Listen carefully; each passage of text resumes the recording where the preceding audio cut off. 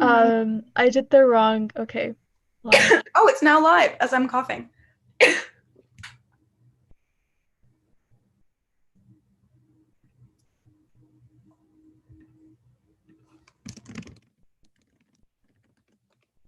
Okay. So, hey everyone, here on the live and watching later on for the YouTube series for Fridays for Future Toronto. Sorry for being a little bit late, but we're back in action and we're ready for roll.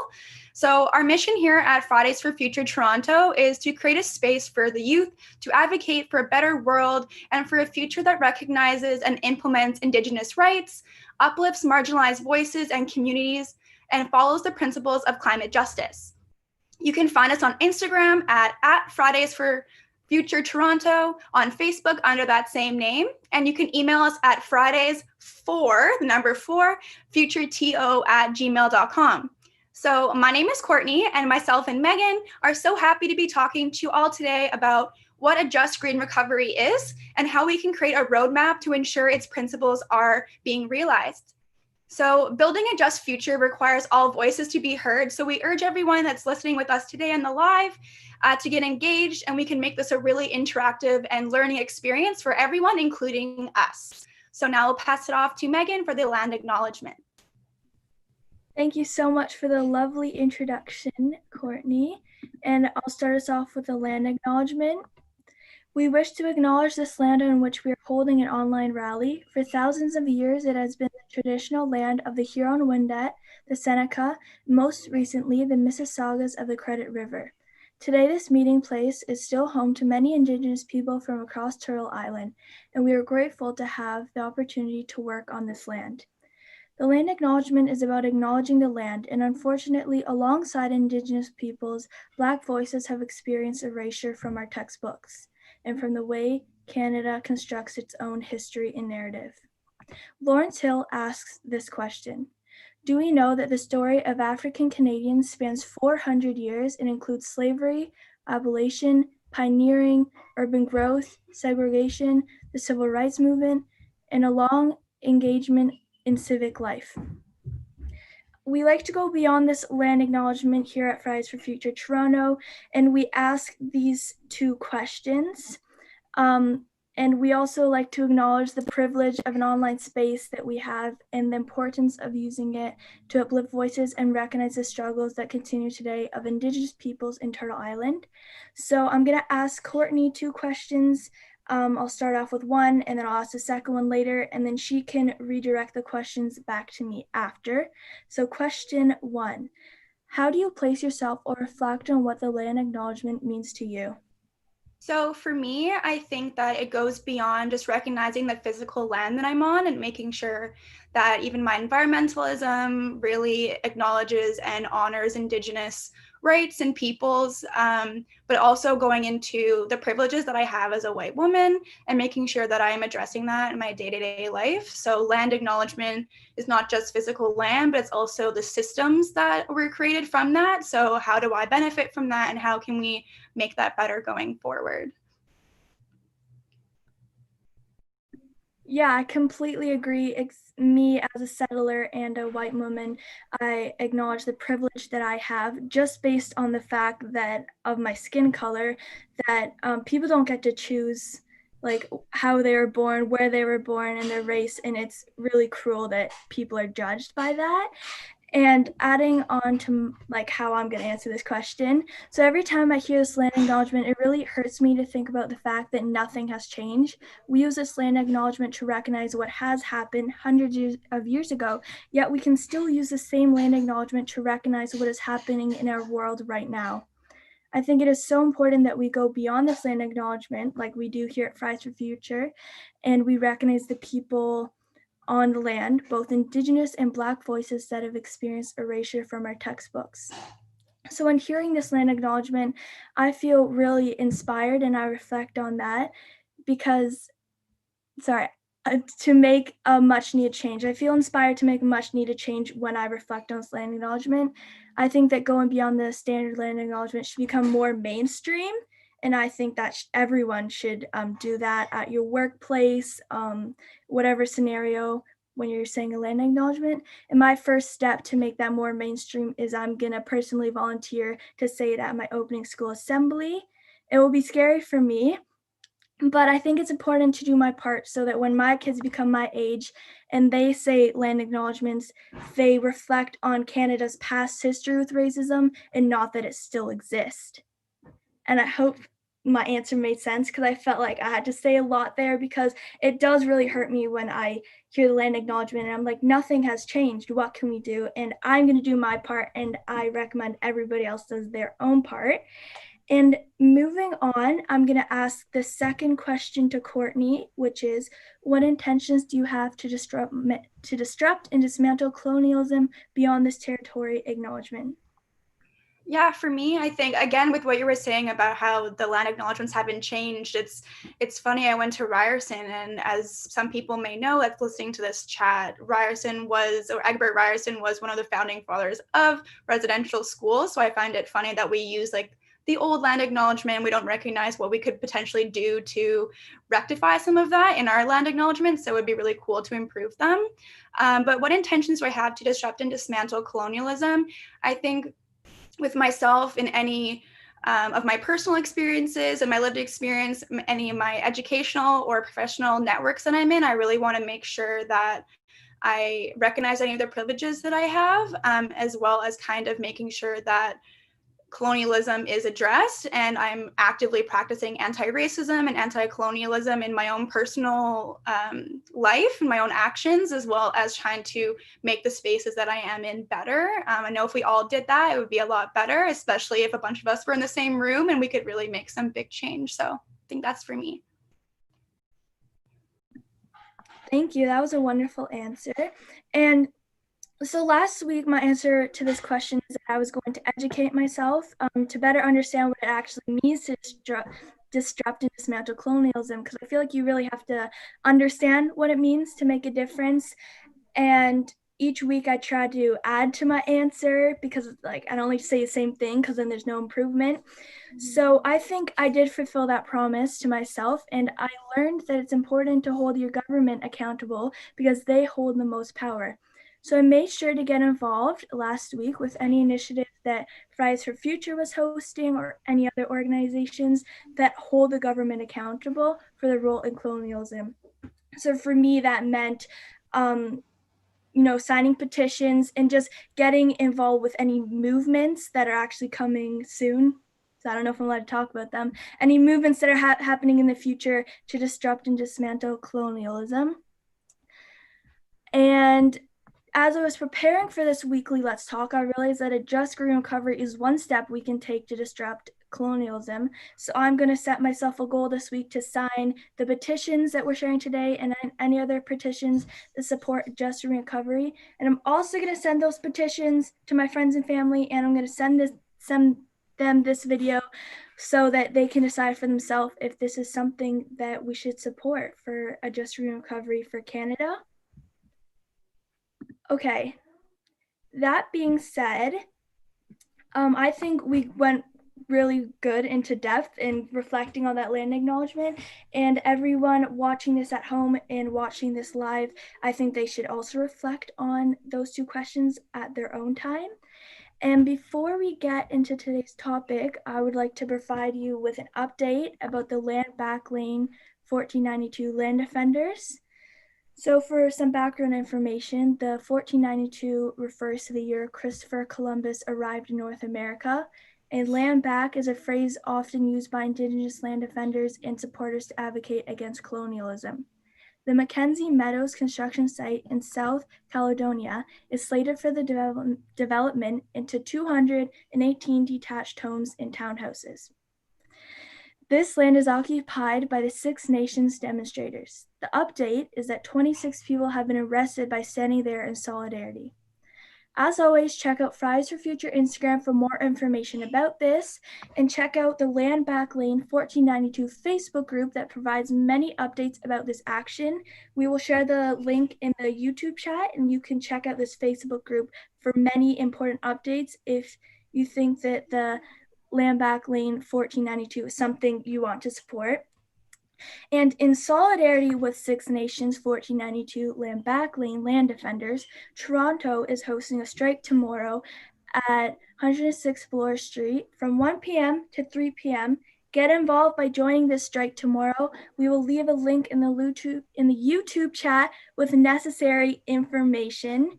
So yeah, click that link to hear more about it. Sorry, I'm blending my words. I'm speaking fast. My brain's moving faster than my mouth. Okay.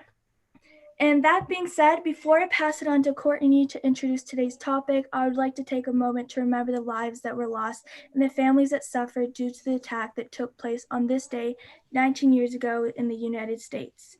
We recognize that 9/11 is a very difficult day for many people, and we hope that those mourning may find some peace on this day. So, what's the topic for today, Courtney? So today's theme again is talking about a green just recovery and how we can actually build a roadmap to get there. It would be helpful to start with a definition. So a just recovery is the process of utilizing this period of unrest and general crisis that has exposed the flaws in our institutions, processes, policies, and economies to rebuild in a way that is founded on environmental integrity, resilient economic prosperity, and intersectional social justice. So I want us to have a few minutes or just a few seconds really to really think about that and what are some reasons why you think we would need a just recovery in this time. And then if anyone's comfortable, we can say it on the live or comment down below. But if not, I will pass it off to Megan to go into really why we do need this just recovery. Thank you. So why do we need a just recovery? The health of any system is reliant on the health of all its parts, and we need to recognize the interconnectedness of economies, society, which is people, social dynamics and structures, and our institutions created by people, and the natural environment. Economies are simply a series of exchanges created by people within societies that are further nested in the natural environment. Therefore, marginalization and oppression of people in the environment on which the economy and society rely on will only cause damage to all. A destroyed environment, pitfalls on the economy, and other struggles are caused by actions that go against natural systems and are based on the exploitation and unequal opportunities. Just to give you some context, it has become clear how many people living in cities like Toronto are living paycheck to paycheck in order to afford housing in a city that has exploitative and oppressive housing and land use policies practices. So 20% of renters pay more than half their income on rent, and 15% of the Toronto population is homeless. Now that is a crazy number, and I don't like to hear that, and hopefully the Just Green Recovery can change that. And with some more statistics, 20 to 50% of whom who are Indigenous are homeless. In relation to COVID-19, individuals experiencing homelessness are at increased risk of infection due to lack of safe housing, shared living spaces, crowding, and high population turnovers. The people who we rely on to keep the city running are barely able to afford to live here, and the housing supply and public services do not meet the needs of young people, families, and aging populations. They meet the needs of foreign investors and developers who work within the constraints of housing policies that squeeze increasingly smaller units into small percentage of land that allows multi-residential developments around 5% of the total residential land use. Around 5% of the total residential land use in order to protect single-family homes that are themselves getting increasingly more expensive, and their loss of population over time as younger generations move out leads to reduce public services in those areas as well. Now that's a mouthful. I just said a lot of big words that were a bit big for me. So if you didn't understand that, feel free to rewind and rewatch it so you understand that, because I think those numbers are super important to understand why we need this just green recovery. And in terms of employment, the unemployment rate in March was 6.1% in August and rose to 12.4% and women take 15.5 months to earn what a male counterpart would make in 12, earning over $7,000 less annually. So as you can see, even just related to housing and unemployment, there's a desperate need to address the inequalities that has undermined the health of our cities. Today, we are going to try to create a framework that can act as a roadmap to achieving the goals of a just recovery so that we can better understand how we can implement this into our society. And I'm going to pass it on to Courtney so that she can explain this roadmap to just recovery. Thank you very much, Megan. So yeah, how do we approach a just recovery? So basically, we're trying to create a roadmap. So most of the content that's being created thus far is focused on principles or goals or what it means to be just.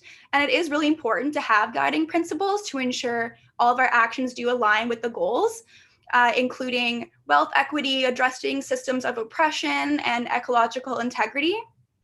However, these principles can sometimes be left up for interpretation, loosely followed, or they do not explicitly create a means for accountability until sometimes problematic behavior is exposed. So these principles can then be translated into recovery areas, which represent the sectors of society. So here we have outlined these areas as housing, transportation, small businesses and local economies, green economies and corporations, the workplace, education, food systems, and the environment. So I think there's about 7 of them in total. And these were chosen because of their intersection with COVID, the climate, and institutional and environmental racism, as well as their impacts from COVID that have shown weaknesses that can be addressed with a green just recovery. So each area has their own indicators of a healthy system that can be used as action items themselves or translated into actionable, measurable items by each industry within that area. So I'll give everyone a few moments to kind of let those areas sink in because we will be bringing them back up in any discussions that we have. And don't worry, I will bring up a graphic of these areas when we do. Actually, I'm gonna do the graphic right now. Is that a thing? Share screen. Oh, just kidding. I can't share the screen. Well, I'll put the graphic in the chat and then we can put it up when we have our discussions. So some action items and indicators for the housing focus area could be doing things like redefining the definition of affordable to reflect the demographics and include variables such as healthcare, childcare, and food.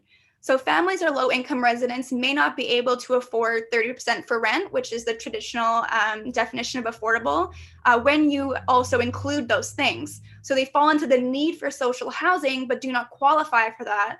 And then more and more residents are paying far more than 30% on housing, including myself, that does not reflect their needs. So this sector also includes things like land use planning and the reformation of some of these outdated and harmful policies that are in that area. And we have also been conditioned to see economies as external to humanity, like external to humans. And it's done by corporations and it's presented by things that we can buy and sell with money. But an economy really is just simply a series of exchanges done by people.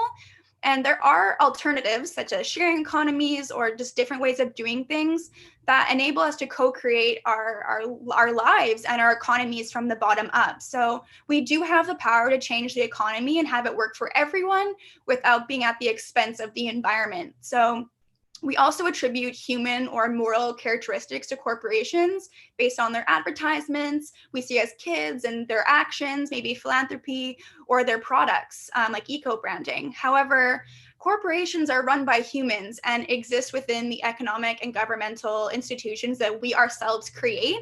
So corporations by themselves are not evil. They were just allowed to be a vessel for human greed to make more profit just due to our current structures. So for the green economy and corporation sector, a just recovery would include things like decarboning, I think that's the word, decarboning the economy and investing in green energy, bolstering local manufacturing and shortening supply chains, strengthening and implementing holistic sustainability standards and regulations, not doing what has been done in Ontario with Bill 197, So Bill 197 removes all requirements to have environmental assessments before you do developments, and that was created in order to just pump out more developments in manufacturing during COVID-19 period, just to kind of make the government look better. And also includes strengthening protections for and the rights of the environment and Indigenous peoples, and practicing circular and regenerative economies. So the Green Just Recovery open letter to Justin Trudeau presented by Fridays for Future included action items that do fit within these areas as well. And they were highlighting 7 key requests, which I'll go over now. The first is to allocate the majority of stimulus funding to sustainable initiatives grounded in climate justice. 2, to tie green strings to all past and future stimulus funding. To establish a green bank to oversee stimulus spending and provide supporting services, implementing programs that meet the needs of all Canadians. 5 is raising taxes on upper income brackets and closing tax loopholes, and increase the ambition of Canada's emission targets while making them legally binding, and adopting more holistic metrics of success. So as you can see, this is a green just recovery strategy. So it's focusing on sustainability and environmental actions, but it does fit within all of those sectors of society that we outlined, because sustainability is so broad, and it does touch on all aspects of our society. So kind of looking at those areas of society, think about what areas you're most passionate about and why. So why are you passionate about food systems, and are you able to direct your attention and energy and to be able to have a just recovery in that area? Are you involved in all areas of society, and what ways can you improve that as well? So just really thinking about these different areas and how they connect to sustainability, a just recovery, and social justice. So now I will pass it off to Megan to talk about kind of bringing it down to the individual level and giving some action items that you as individuals can take. I feel like we're using a lot of big words and big examples, which even for me is a bit confusing sometimes, but it's also important to outline what it will actually look like in our society. But it's important to keep at the front of your head that a green just recovery is very simple. It's just making policies and rules that have the that have everybody in interest, all people in interest, and especially the environment. And it's quite simple when you think about it, but it's going to take everyone's collaboration to get to it. So I'm going to talk about some action items so that we can reach our goal of a just recovery. So everyone has a part to play in this just recovery. Beyond governmental regulations and shifting corporate actions from a short-term profit or shareholder view to a sustainable stakeholder view, we can all help push society forward. We can adopt these principles in our own life and strive to be an example in our friend, family, and professional networks. We can get involved in political actions by staying up to date on movements being posted or repealed using social media platforms like Fridays for Future's Instagram or other organizations, and doing the work to engage with what is happening in your city or global community by signing petitions, emailing counselors, and showing up physically to protest and strikes. You can be engaged in corporate actions by not supporting problematic business practices, sharing your knowledge, signing petitions, like I said, and contacting these corporations. This way, we can hold these actors accountable and ensure the principles are being met. If you're able, you can take an action to push your industry or workplace forward in the right direction using the roadmap as a guide. So I'm going to provide you guys with a petition that the Green Party made that is urging the Premier of Ontario to consider a just green recovery. We will put it in the YouTube chat. And I recommend pressing the link because there's also a YouTube video embedded in the petition. It's very short but informative, and it talks about what just green recovery is, and it simplifies it. It simplifies basically everything that we're saying right now. So I think that will help everyone get a better understanding if you watch that video. And make sure you sign the petition because it's super important. And if you're not living in Ontario, You can also find petitions that are relevant to your area. There's lots of petitions going around for just green recovery. And I'll pass it on to Courtney to talk about some other action items. Thank you. I'm inspired already. So this content we have shown today is a condensed version of a document that is constantly evolving. It shows the roadmap with the principles to the areas of recovery into the indicators and measurable action items. So we hope that this project can become a collaborative effort to create a world that we wish to see. So we would love to hear your suggestions for actions that can be taken in any of these areas based on your lived experience or educational or professional backgrounds. Nothing is too simple and literally everything is valuable. So for example, someone suggested that we reform the small businesses relief funds to be able to reach artists and freelance workers that fall through the cracks of that stimulus package, and to provide funds to the individual artists rather than the large cultural institutions. So then it makes sure that it benefits the people who are actually doing the work. We want this vision to be inclusive and be able to be presented as a useful framework going forward. So feel free to throw out some suggestions now in the chat or the comments below. If you were watching this later on, social media is also an awesome tool for collaboration and collective action. And it's really one of the reasons why we're able to make all the actions that we do now. So it would be awesome if you could post your ideas on your stories and tag us or send a DM or just interact with us on social media.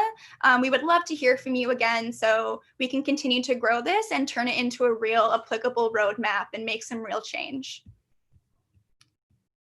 So now I'll pass it off to Megan to do the final discussion and wrap up. Thank you. I hope everyone learned more about what climate activists actually mean when they say we want a just green recovery. Because I remember saying that and I didn't actually know what I meant. Like I knew it was super important for the climate, but I didn't actually know what it meant. And remember that any petition, strike, or movement that is working in interest with the climate and equal rights for all people is working towards a just green recovery. We have shared a lot of information during this live, and it may seem overwhelming to get involved, but it is important that you do. Keep up with Fridays for Future Instagram and Facebook to see how you contribute, and I will repeat the Instagram and Facebook now. It's Fridays for Future TO. And I think we have a YouTube comment, am I correct, in the chat? Do we? It says people aren't commenting right now. Okay. Never mind, it's just us. That's okay. So we thought we had a YouTube comment in the chat, but that's okay. We're expecting some after it goes live or on social media, but I'll continue the wrap up. So speaking about how you can help,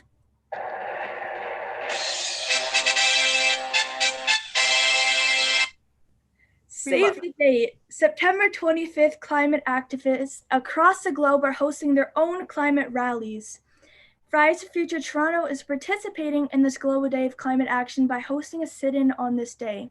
On September 25th, bring a friend, noisemaker, and a mask and go to Wellesley West and Bay Street to demand a just green recovery. It starts at noon and ends at 3 p.m. Keep updated on Fridays for Future Toronto social media, as always, for more information and to learn more about COVID safety precautions being made and some online alternatives if you can't make it to the actual in-person sit-in event. And Courtney, do you have any final thoughts or something you'd like to share? If not, I can close this very informative conversation we had today. I think my only comment would be loved it. I think it's really helpful that because the just recovery has been kind of floating around as a concept lately, and it's really nice to be able to actually cement it down as a definition and see how we can break it down into something that's really actionable.